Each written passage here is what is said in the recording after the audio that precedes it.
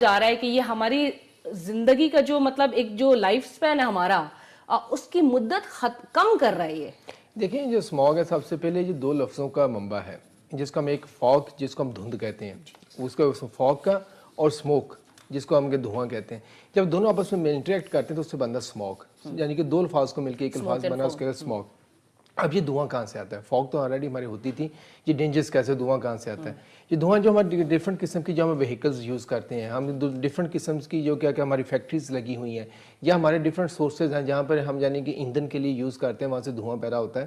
تو جب اس میں سے نائٹرک آکسائڈز ہوتے ہیں سلفر آکسائڈز ہوتے ہیں اور جو وولٹائل آرگینک کمپاؤنڈز ہوتے ہیں جب وہ یہ فوگ کے ساتھ ملتے ہیں تو وہ بنتی ہے اسموک.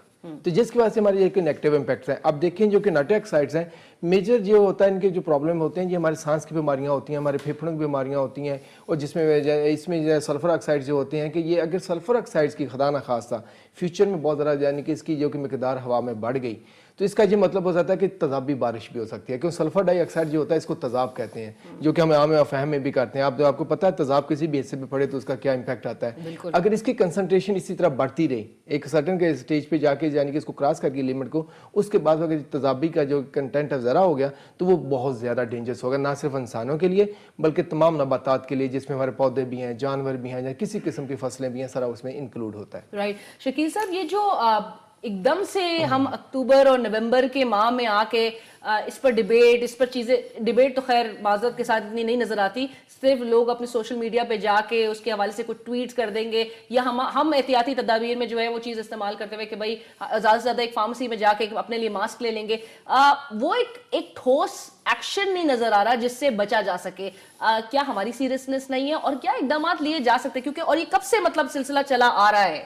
یہ کافی سالوں سے سلسلہ چلا آ رہا ہے مگر اس میں جسٹ میں آپ کو ایک چھوٹی سی مثال دے کے بات کو ایکسپلین کرنے کی کوشش کروں گا. آپ نے دیکھا ہوگا جب بھی فلڈ آتا ہے ہمارے تمام چیف منسٹر ہوتے ہیں اتنے بڑے بڑے بوٹ ڈال کے وہ پانی میں کھڑے ہوتے ہیں. ان کو پتا ہوتا ہے فلڈ آنا ہے مگر ان بوٹوں کے علاوہ ان کی کوئی قسم کی اور کوئی تیاری نہیں ہوتی ہے. وہ بھی انہی دنوں میں ہوتے ہیں وہ بڑے بڑے دعوے آتے ہیں کہ وزیر اعظم ہو چاہے کیا کہتے ہیں وزیر اعلیٰ ہو بڑے بڑے دعوے آتے ہیں ہم یہ کر رہے ہیں وہ کر رہے ہیں مگر وہ آخر ایٹ دی اینڈ کیا ہوتا ہے وہ بوٹ پہن کے کھڑے ہوتے ہیں کچھ بھی نہیں ہوتا اور انٹل نیکسٹ ایئر ہم مطلب یعنی کہ وہ بوٹوں کا انتظار کریں یعنی کہ بوٹ پہن کے کھڑے ہوں گے وہاں پر جی وہ انسٹرکشنز دے رہے ہیں.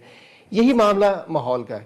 اب پتہ ہے کہ یہ ہونا ہے مگر اس کے لیے جو کہ ہماری اسموگ ہے یا کہ ایئر کو کلین کرنے کے لیے ہمیں لانگ ٹرم اسٹریٹجی چاہیے ہوگی.